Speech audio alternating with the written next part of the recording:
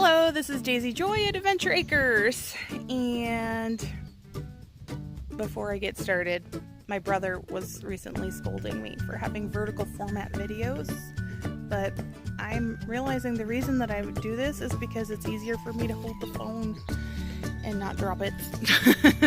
So if you are sitting there and wondering why I'm committing this cardinal sin of videos and doing vertical format, just know that it's for ergonomic, handicap accessible, balance and grip challenged purposes. So please bear with me. Thank you for your patience. Maybe someday if I get a selfie stick or something similar, I can do the wide format and not drop my phone. So just getting that out of the way at the beginning here. All right, so I have all sorts of things to talk about. The first of which is all of the things that we have been working on. We have done a lot of progress this last little bit, and it is a little difficult because Mr. Adventure took the day off yesterday so that we could work on outside projects. And as we're saying, it's hard to decide which projects to start with when there are so many to do. So what we decided on was, really just sitting down and making a list of the things that need to happen here, the things that, are more pressing, making a sort of assessment of what our priorities are here and what we need to do. Well, one of the things that seems like,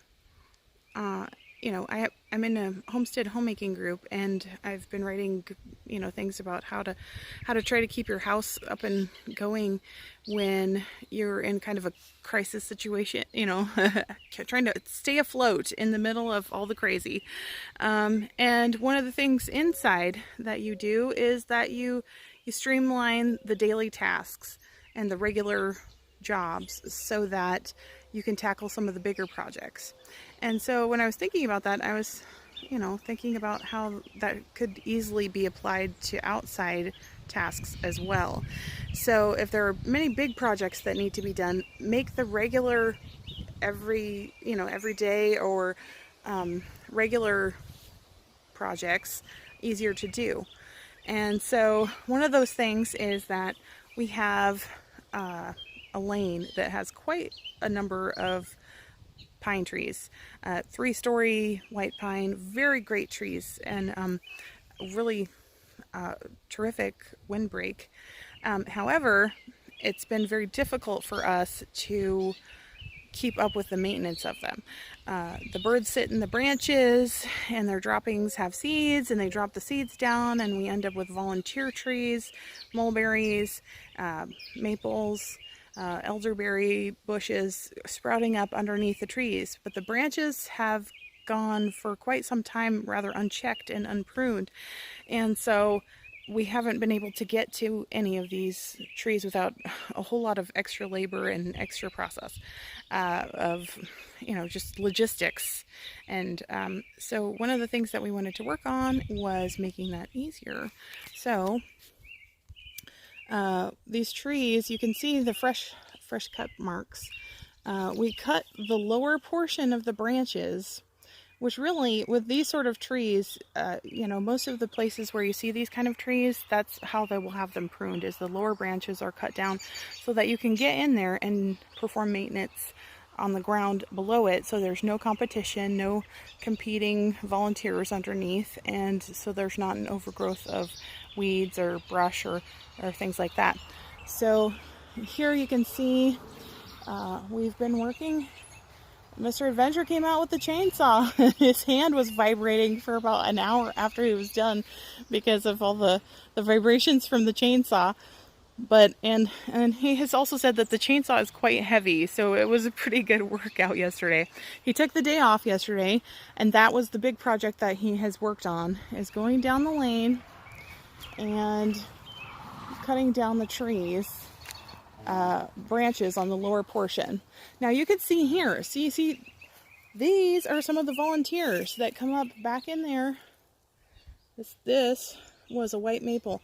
That's what the big monster tree in the backyard is, the huge, massive tree. And if that would grow up in here, it would, I mean, you can already see that it has, you know, these sprouted volunteers are causing damage and, you know, competition for sunlight and, you know, root moisture. You know, it's not good for them to be in such competition. And here is a great example right here. All of these little sprouties, seriously, maybe like since last year even. He went through last year and cut down all of the volunteers that were along the way. And you can see all along the whole, he hasn't done the volunteers yet, and you can see how many there are.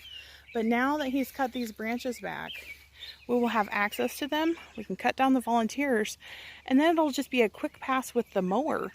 It's going to make everything so much easier when it comes to doing maintenance along the lane. And there are a couple of other side benefits. You can see, look at all these volunteers. It's going to clean it up so much along the lane here now that we've got these things cut back. Because look, see, we couldn't get back this far to mow because the branches, you know, you can see where the upper branches are along the lane. That's how far out they stuck. And so that's all the further we could mow. We can get right up to the tree line. And I do love white pines so much. They're kind of self-mulching because they drop all their needles on the ground. But here's another cool thing about this. See, look there. All that progress is going to make it so nice. And this, the outer row of the windbreak will leave the branches on the outside because that will help with the windbreak portion. And the dead ones on the inside, we'll go ahead and cut those down because they're not really serving much purpose. And we'll have kind of a neat little lane here in between the trees. I think it'll be really pretty. And but one of the other cool things is, look, see all these cool pine cones everywhere? We've had people offer to buy those pine cones, but we couldn't get to them because of all the branches. So this is one of the assets that we have here on the farm that we will be able to get to now because of this maintenance and extra care here. And it's going to make such a huge difference when it comes to work. Now this is this is creating a lot of work too initially, because we are going to have to do a lot of chipping, a lot of burning of branches and whatnot, but it's going to save a lot of work in the long run. It's kind of an investment job where you see, look at all those volunteers that are popping up, and now we can get to them and take them out. And some of those we could even, you know, get the seedlings and replant them somewhere else where they can, you know, actually thrive and not be in competition with these 3-story monsters back there. So that'll be really neat. So that's what we're working on. It's going to clean up the lane a lot. It's going to look a lot nicer, a lot neater, and it's going to make things easier to do. Ooh, it's already starting to get warm.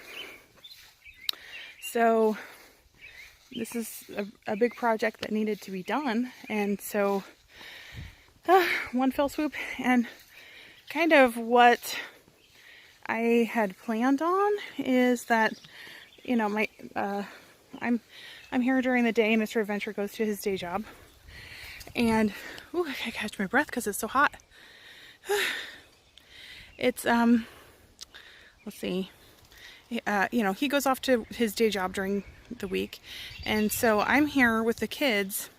And you know, if he is able to kind of chunk down some of these branches, you know, cut them up, and we can get the lighter branches cut up and hauled back, some of the saplings.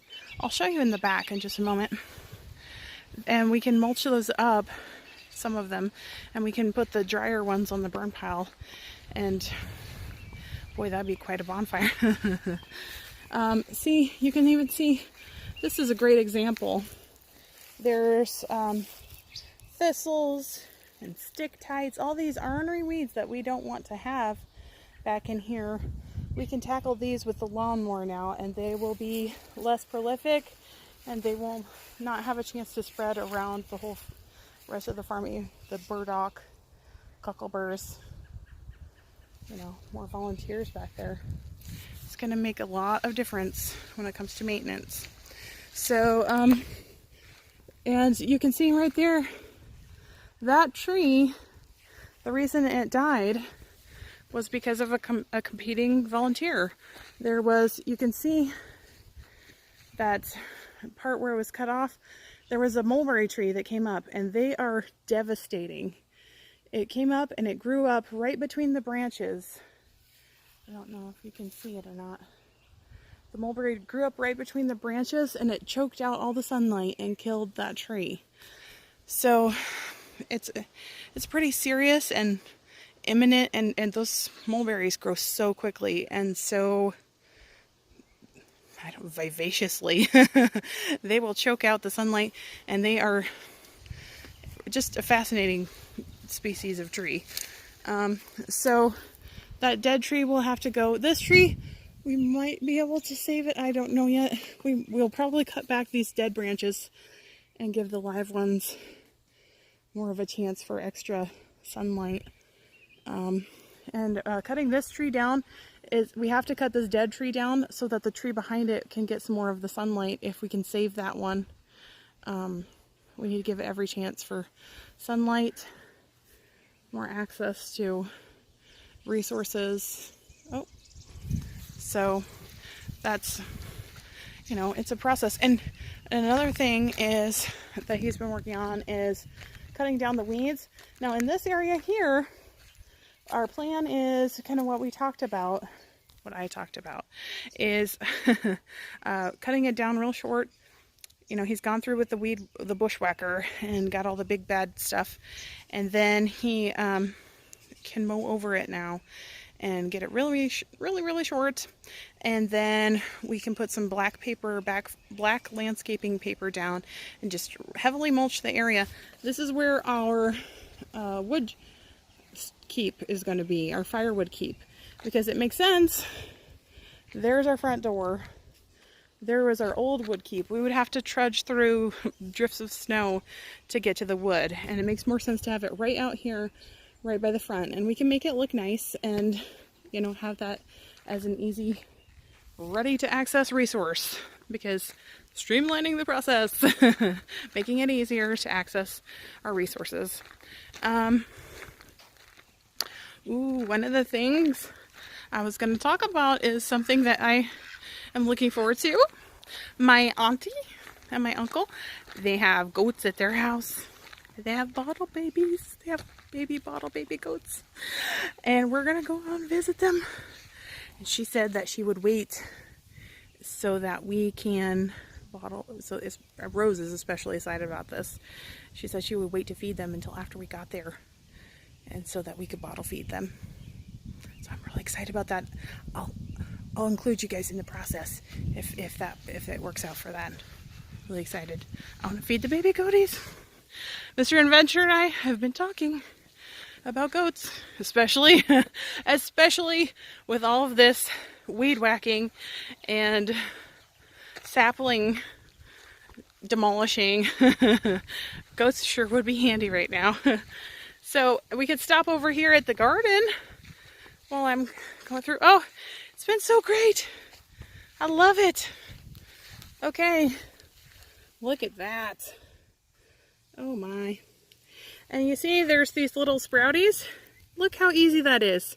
I would have to turn myself upside down to pick the weeds out, and now I just lean over and pick the weeds out, and then I usually take these to the chickens, so they're excited about that.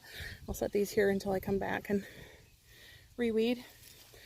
This was, just dirt from the walkway, and so of course there are a lot of dormant seeds in here that are sprouting up now, but it'll be okay because they're so easy to tug out when they're still little, and I don't have to turn myself upside down and get dizzy.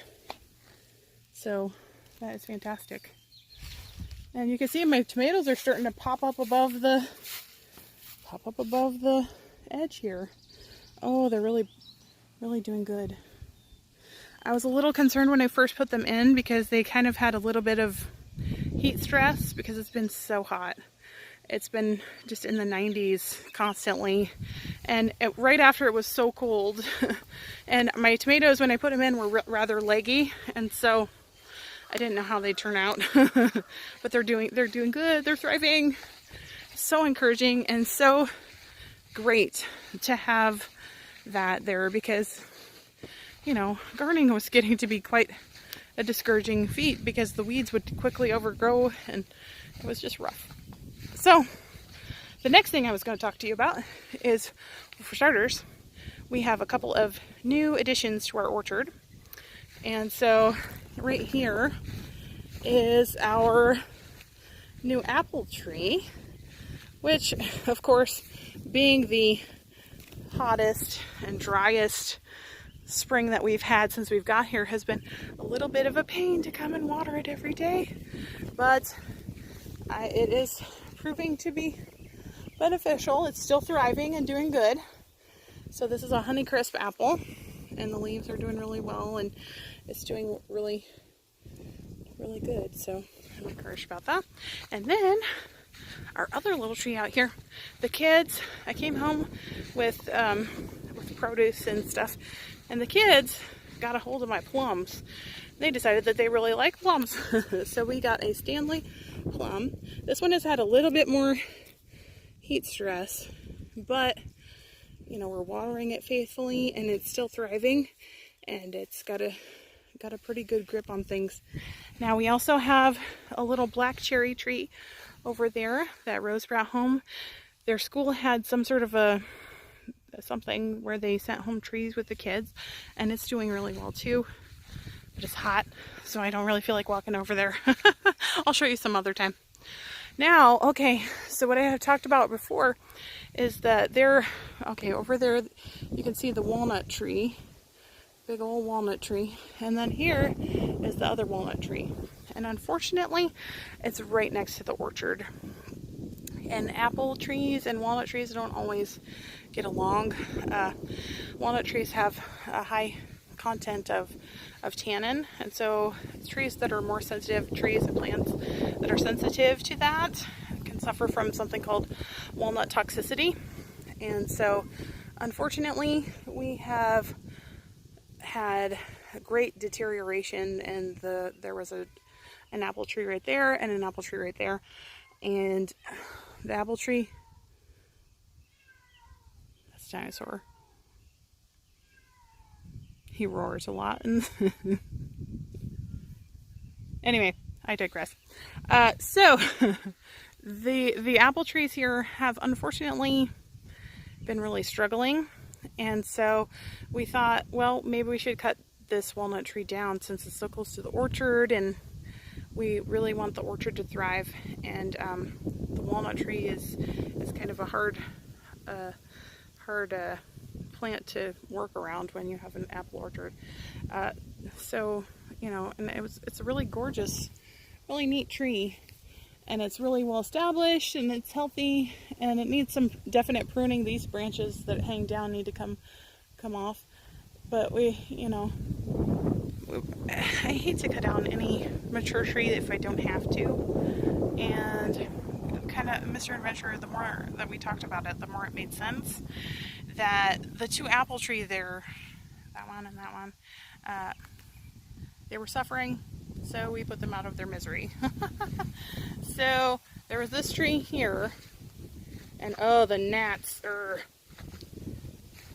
disaster fiends. This one was, you can see there's a lot of really rotted spots on the inside. It was not doing well, and there were some parts that were alive, but you can even, it's not very, there wasn't a lot of moisture going up into the tree. It was pretty dead. And there are some sprouts here. We could, in theory, you know, raise some of these up to be a new apple tree, but again, with the walnut tree, we would have to cut that one out if we wanted to raise these up. So it's kind of a toss-up. You have the little sprouties here that could potentially be an apple tree, and you have the walnut tree back there, which is an established producing tree. And then you have over here, there's that mulberry I was talking about again. This right here is the apple tree, and this one here is the mulberry. And it had literally wrapped itself around this tree. I mean, they practically grafted into the other tree.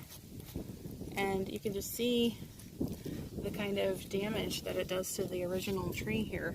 But they practically just consume the tree, much to the detriment, because this was all back behind. Uh-oh, ant colony. This was back behind.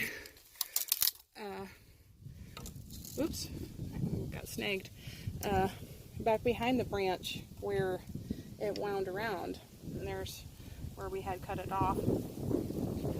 So this volunteer had choked out the apple tree. It's still sort of okay, but it hasn't been producing any fruit, and the fruit that it does produce are not really very good. They're very small, they're very tart, and you know, it's possible we might be able to save it, but with the amount of rotting that has already happened in the tree, it'd be a little tough.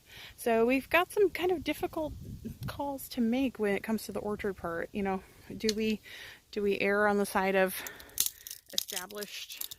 See, I'm like taking off the dead branches. Do we err on the side of the established tree, or do we, you know, take our chances with the tree that may bounce back?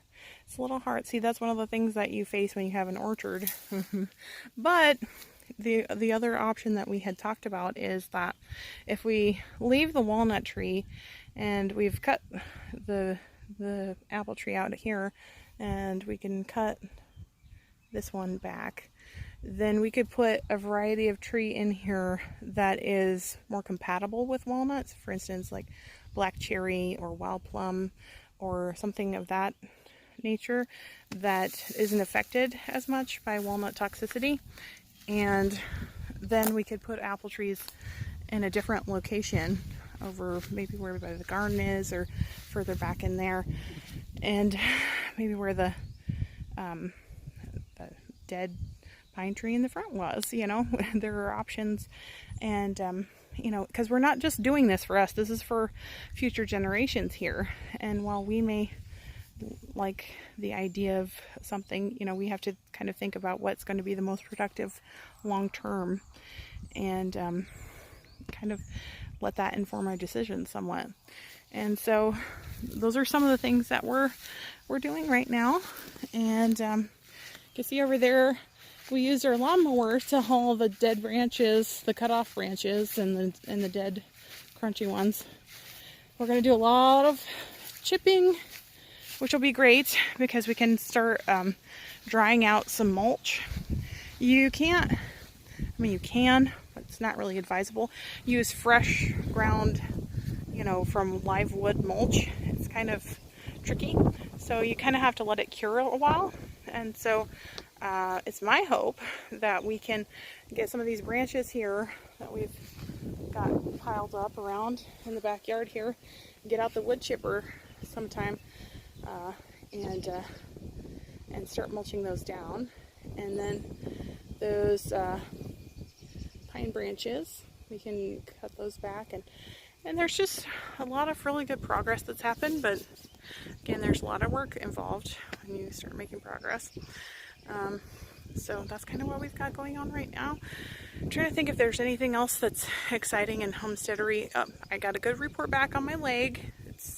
You know, the doctor was very pleased with all the progress that my leg has been making, and I had an episode of bronchitis, which I also healed from, thankfully, and kind of trying not to like hold my breath and wait for the next boot to drop, but I'm doing really well health-wise, and so I'm trying to remember to pace myself because I don't want to end up back, you know, overstressing and being out in the heat. I've got my Bring It With You shade, and trying to keep it light and airy when I come outside and work. And I work in the earlier hours of the morning rather, so that I can keep cool in this heat.